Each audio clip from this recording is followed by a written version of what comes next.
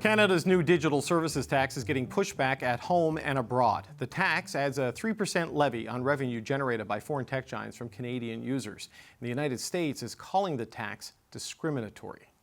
The United States, I think, has been very clear that whether it's Canada or any other country, that we will try and address through negotiation and conversation discriminatory taxes imposed on United States companies. And obviously, we always have the right to take action to protect ourselves and our companies in the event that we need to do so. The Ontario government is also pushing back. Finance Minister Peter Bethlenfalvy wrote to his federal counterpart, Chrystia Freeland, last week. He wrote, "Now is not the time for Canada to put a target on its back. Unilaterally implementing this tax not only imposes new costs on our economy, it could significantly harm our relationship with the United States." Ontario Finance Minister Peter Bethlenfalvy joins me now. Minister, welcome back to the show. Great to be with you again, David. Yeah, you wrote your federal counterpart, Chrystia Freeland, last week asking her to pause this tax. She went ahead anyway. You've warned this will put a target on Canada's back. What do you think the downside effect of this is? Well, I just think now is not the time to engage in increased taxes at a time that we're going through, slower economic growth. And, here in Ontario, we've been reducing taxes, reducing fees, competing in the world. And so, I called for the pause in the digital tax. And I think, and we also have, when I say target on our back, we have a situation where, regardless of who wins in November in the U.S. presidential elections, we're going to have the renegotiation of the Canadian-U.S.-Mexico agreement on trade. And it's undeniable that the U.S. is our largest trading partner and most important trading partner. And so we have to work together to make sure we land an environment where we can prosper together. You say you wanted them to pause this, but they have paused it for a number of years to give the international process through the G7 and the OECD to try to land on some sort of global approach to this. And it's been held up for various reasons, a lot of it to do with domestic U.S. politics. So how long do you expect Canada to wait? Because these companies do a lot of business in this country, they make a lot of money in this country, and they don't necessarily pay taxes in this country. Yeah, this isn't about them. This is really about, there's a saying, you measure twice, cut once. I mean, once you put this in place, then it's in. So, there's a process. I think we should continue to be patient and negotiate. So that is what I advocated in my communication to the finance minister in Ottawa. And I think that we're just in an environment now that we have to think very hard about down the road, not just increasing taxes at this time, but, looking at the world. China is we're importing cheaper products. That's one thing, but they're doing it with labor regulations that are very different, environmental regulations that are very different. And, the U.S. is still the largest economy on the planet. They're our number one trading partner in Ontario, 18 states, number one, 9 states were in number 2. So we're linked. The Premier called on Ottawa, I thought very forcefully and effectively to say, we got to join the U.S. in combating China on the imports for electric vehicles. Right. But if you look at this digital services tax, it only applies to firms that make more than $1.1 billion a year in global revenue, and they need to have $20 million in Canadian revenues. So we're talking a small cluster of companies based on those metrics, it would seem, and it's only about $1.5 to $1.7 billion in revenue a year. Is the impact of this tax large enough to really provoke a response from the U.S., do you think, Minister?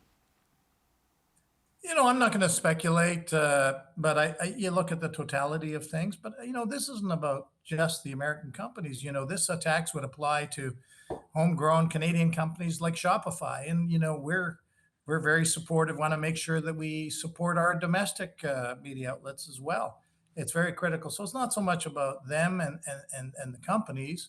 And I do think strategically in this environment where you'd have to be living, under a rock not to know that the trade negotiations are going to be very intense with the U.S. and abroad. And I don't know, I just kind of think if I'm going to bet on anybody, it's the United States of America with the largest economy, and we're reliant on them and working together effectively.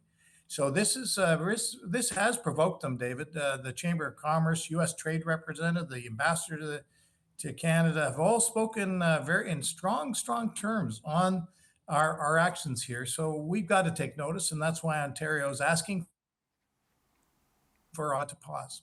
The UK, the France, and Italy, they've gone ahead with taxes like this, and despite similar warnings and similar concerns, and there doesn't appear to have been any kind of real trade retaliation. Why do you think Canada would be singled out in those circumstances when 3 other G7 nations have gone this route? Well, that took place some time ago, and guess what? The U.S. doesn't have the same trading relationship as Canada does.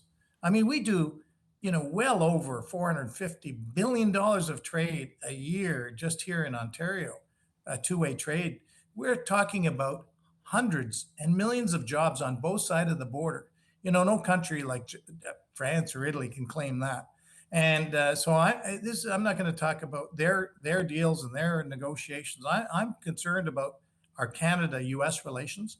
I just don't think this is the time to put a tax on. And I mentioned for local businesses, we're doing that in Ontario. We're pausing, we're cutting taxes, we're allowing them to compete. This is not the time to be raising taxes. So I think there's another path. And what I'm calling for is a pause. And I'm not saying never. I'm just saying, given the macro environment we're in, that's the wise.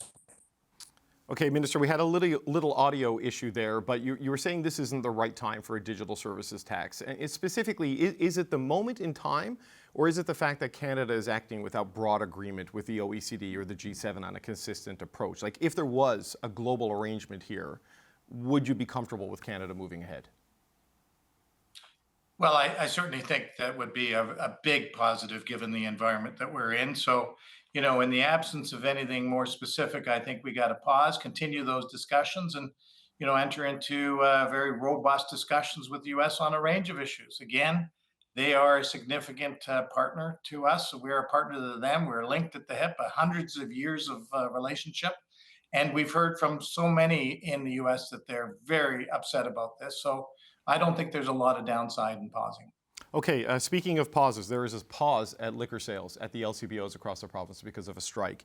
And the workers there, the union leaders, blame your government for prioritizing the move to sell alcohol in private sector, big box stores and grocery stores.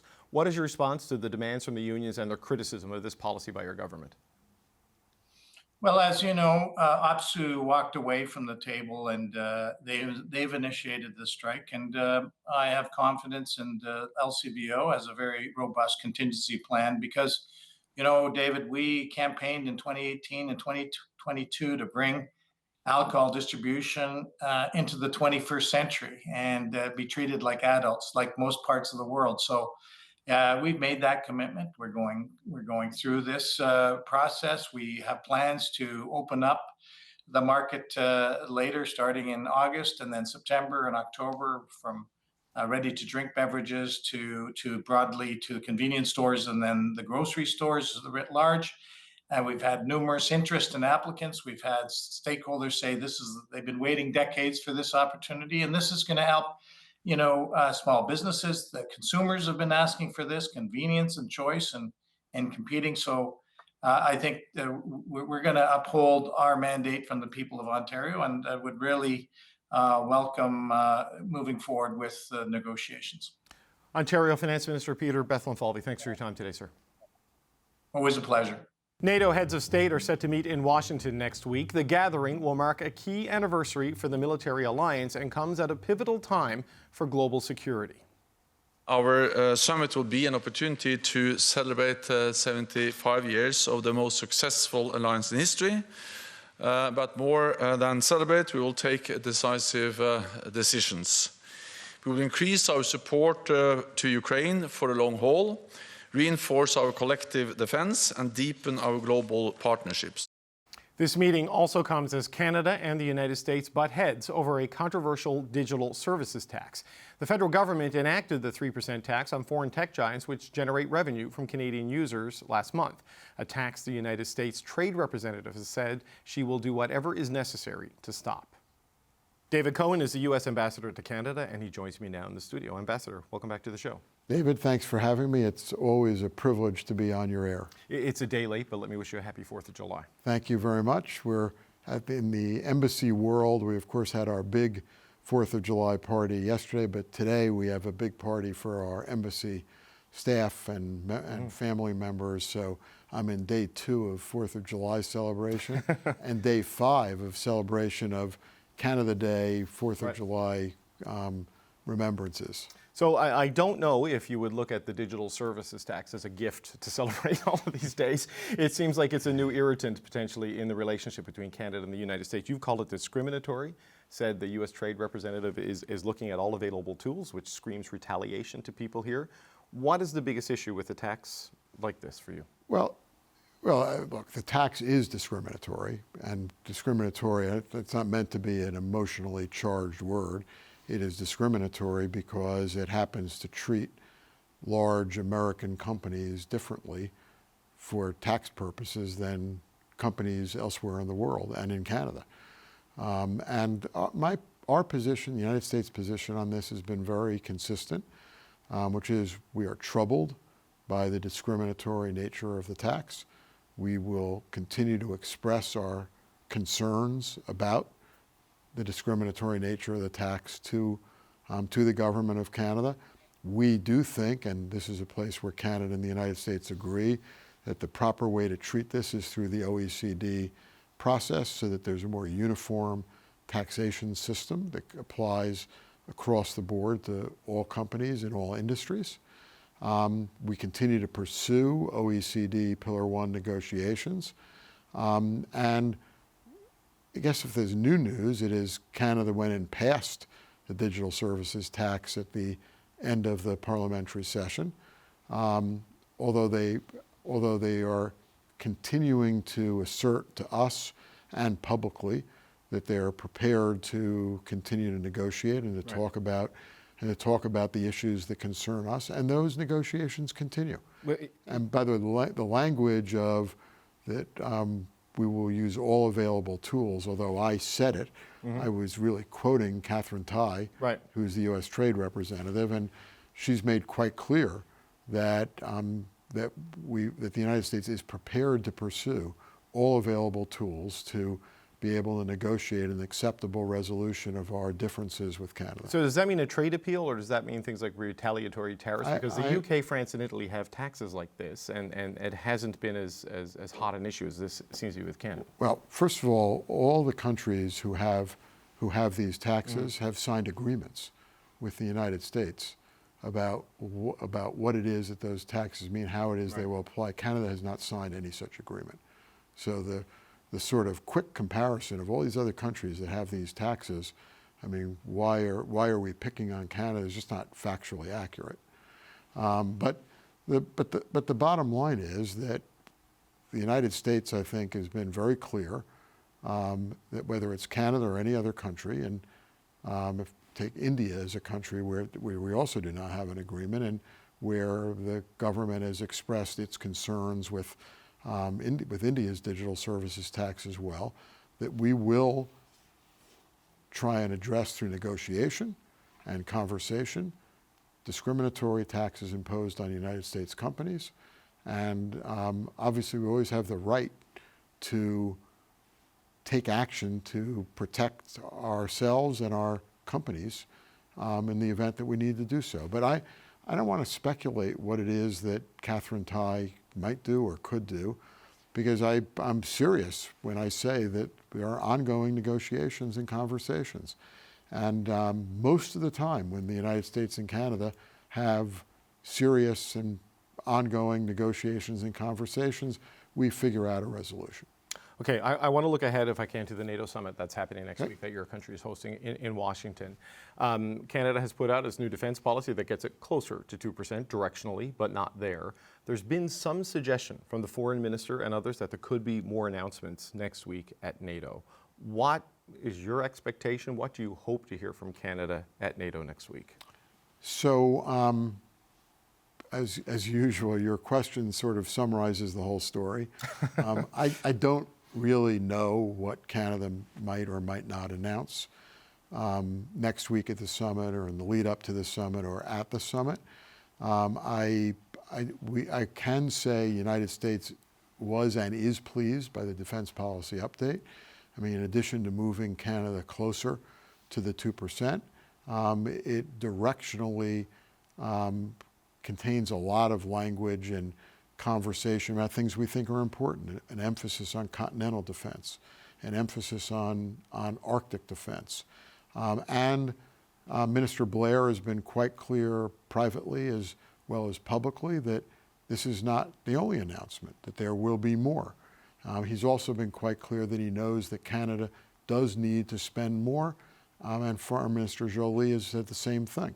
So all that is a little different than Canadian conversations about defense spending in the recent past. And I think some of that is being driven by public opinion. In the latest polls, 75% of Canadians now believe that Canada needs to spend more on defense. So it's become more politically palatable, if not popular, to be able to commit to increased defense spending. It seems as if the suggestion repeatedly from the government is that a sub-decision on upgrading the submarine fleet gets them to the 2%. Do you think you and other NATO countries sort of accept that as living up to the... It all depends on the numbers, but there are 4 components to the 2% of GDP component in NATO accounting, if you will. One of them is equipment. So in submarines are clearly equipment. By the way, Minister Blair has talked about submarines and anti-ballistic missile defenses as well. But both of those would, certainly on the surface, would qualify for counting toward the 2%. But I want to specifically point something out that I think is really important, which is this is an important NATO summit in the scope of the world. And I think both Mr. Stoltenberg and the White House have made pretty clear what we think the priority conversations are going to be at the summit. I mean, they are strengthening for the future NATO's defenses and its investments in defense. That's where burden sharing comes in. But secondly, it is about Ukraine. I think you're going to hear a lot about Ukraine coming out of this summit and the need for continued unity among NATO countries in empowering Ukraine to fight this battle against the illegal invasion by Russia of Ukrainian territory, and then potential expansion of influence, not membership, into the Indo-Pacific. Right. That's what you're going to hear about. And Canada has things to say in all of those areas, important things to say, constructive things to say. And so, yes, the issue of Canada's spending level, I'm sure it'll be a matter of conversation, but it's not a major agenda item or topic for discussion at the NATO summit.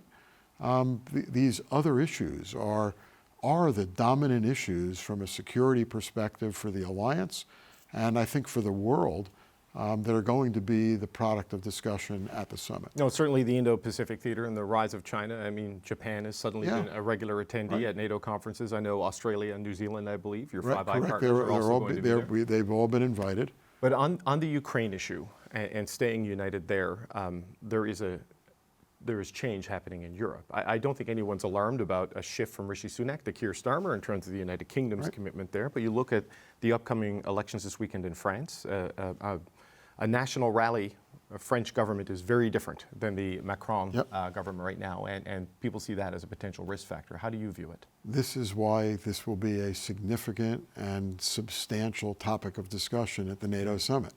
More so, I mean, I love the way you phrased it because you're absolutely right. It's going to be a much more important topic of discussion than whether Canada is spending 1.76% of its GDP on defense or 2% of its GDP on defense. So I was really reacting to that comment. I don't know where France under a new government would come out on support of NATO, but clearly on a proactive basis, the leadership of NATO and the vast majority of the NATO countries recognize the value of this alliance as a defensive alliance, I always point out, and are looking to the future. What is the future going to look like, and how do we make sure that NATO is just as relevant and just as important as the preeminent defensive alliance in the world going forward. So what's a successful outcome for this NATO summit in terms of commitments to Ukraine, in your view, given the challenges in getting the big aid package that got through your Congress with the changing political environment in the U.S., a changing environment in France? What does success look like at this NATO summit next week? Well, first of all, I have to go. You threw a little bit of a curveball into that question, which is that although there is some noise by a very, very small minority of members of Congress about continued support for Well, I'm not Ukraine, trying to imply the U.S. is wavering. I'm just saying it was a legislative challenge. The delay of getting it through had nothing to do with Ukraine. Yes, absolutely. It had to do with politics and everything else. So success, in my mind, would be a